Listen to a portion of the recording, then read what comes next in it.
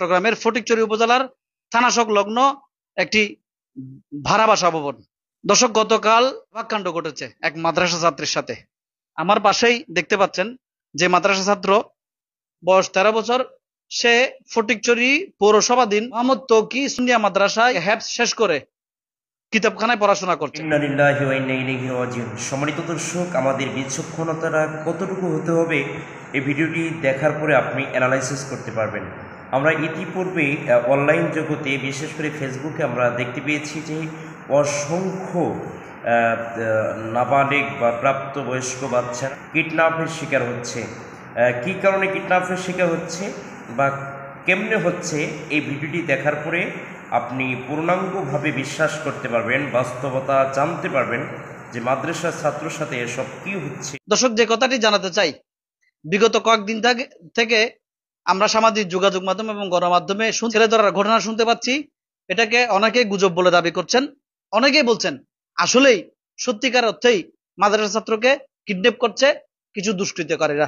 তার হাতে ব্লেডের আঘাতে জর্জরিত করে, তার মুখেও আমরা ব্লেডের বেশ কয়েকটি আঘাতের চিহ্ন দেখতে পাচ্ছি, একেবারে স্পষ্ট চিহ্ন। এখানে ওষুধ লাগানো হচ্ছে। আমরা যেহেতু ফেসবুক কর্তৃপক্ষের নির্দেশনা আছে, আমরা সেই জন্য আসলে আঘাতের চিহ্নগুলো তেমন ভাবে দেখাতে পারছি না বলে দুঃখ প্রকাশ করছি। উপরে ছিলাম, আমি আমার দুই বন্ধু সহ নিচে নামছিলাম পানি খাওয়ার জন্য। তো আর দুই বন্ধুগুলো পানি খেয়ে চলে যায়। যখন আমি পানি খাইছি, আমি উপরে ওঠার সময় আমাকে জানালা দিয়ে ডাকছে। ডাকার পর আমি প্রথমে যেতে চাইছি, এবার আবার চাচ্ছি না যাওয়ার জন্য। তারা বলতেছে তুমি আমাকে বই পাবে না, আমি আমার যে একজন গার্জিয়ান, একজন শিক্ষার্থী গার্জিয়ান, তোমার সাথে কিছু কথা বলবো। আমি ওদের কাছে গেছিলাম ওর নাম জিজ্ঞেস করার জন্য।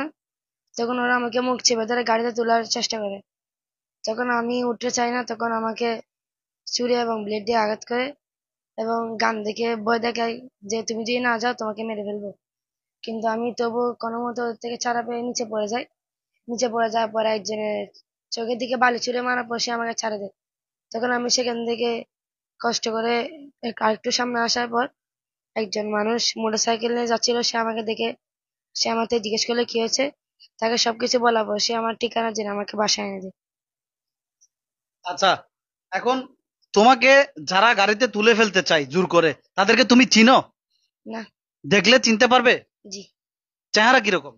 তারা প্রথমে চেহারা দেখছিলাম, এরপরে মাস্ক পরে ফেলছিল।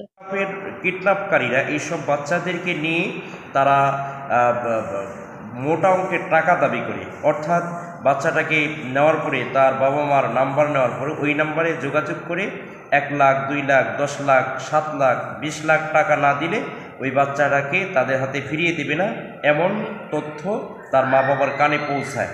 আর প্রতিটি মা বাবা তো সন্তানের প্রতি ভালোবাসা আছেই, বিধায় 10-12 লাখ, 7 লাখ টাকা দিয়ে হইলেও সেই বাচ্চাটাকে মা বাবা উদ্ধার করে নেয়।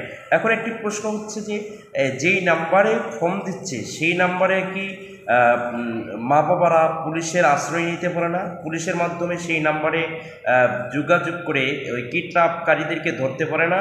বলে না, তারা এমন একটি প্রযুক্তি, তারা সিম ব্যবহার করতেছে, এমন সিম যে সিম ভিন্ন মানুষের আইডি দিয়ে খোলা। এই জন্য সিম ক্রয় করতে গিয়েও সচেতনতা অবলম্বন করতে হবে।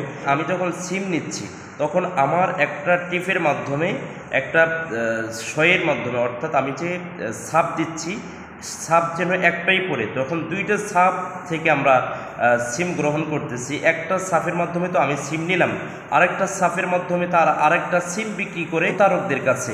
এতে করে ওই প্রতারকরা ওই সিম দ্বারা যখন ফোন করে, তখন পুলিশ যদি তদন্ত করার পরে ওই প্রতারকরা ফেঁসে যায় না, বরং আমি আপনিই ফেঁসে যাই। কারণ আমার আপনার সয়ের মাধ্যমে, টিপের মাধ্যমেই তো এই সিমগুলো ক্রয় করছে তারা। আর দ্বিতীয় কারণ, কিডন্যাপ করার পরে তারা বাচ্চাদের চোখ, অঙ্গ প্রত্যঙ্গ, কিডনিগুলো বিক্রি করার পরে এই বড় বড় হসপিটাল থেকে এই কিডন্যাপকারীরা মোটা অঙ্কের একটা টাকা পায়। এই টাকা দিয়ে তারা সচ্ছলভাবে চলে। এই 2 কারণেই তারা এই বাচ্চাদেরকে কিডন্যাপ করে নিচ্ছে, বাচ্চাদেরকে ছিনতাই করে নিচ্ছে। এই জন্য আমাদের সচেতনতা অবলম্বন করতে হবে যে আমাদের প্রতিটি বাচ্চা প্রতিটি সন্তান যেন আমাদের থেকে দূরে না চলে যায় এবং তাদের শিক্ষাঙ্গনে পাঠানোর ক্ষেত্রে আমাদের সর্বোচ্চ ভূমিকা রাখতে হবে, মাদ্রাসা পাঠানোর ক্ষেত্রে সর্বোচ্চ ভূমিকা রাখতে হবে এবং যেই ছাত্ররা আবাসিক থাকতেছে মাদ্রাসায়, সেই আবাসিক ছাত্রদেরকে প্রোটেকশন দেওয়ার জন্য মাদ্রাসা কর্তৃপক্ষ, স্কুল কর্তৃপক্ষকে সর্বোচ্চ ভূমিকা রাখতেই হবে। অন্যথায় আপনাকে, আমাকে এবং প্রতিটি মাদ্রাসার পরিচালককে দিন শেষে প্রচুর পরিমাণ আফসোস করতে হবে।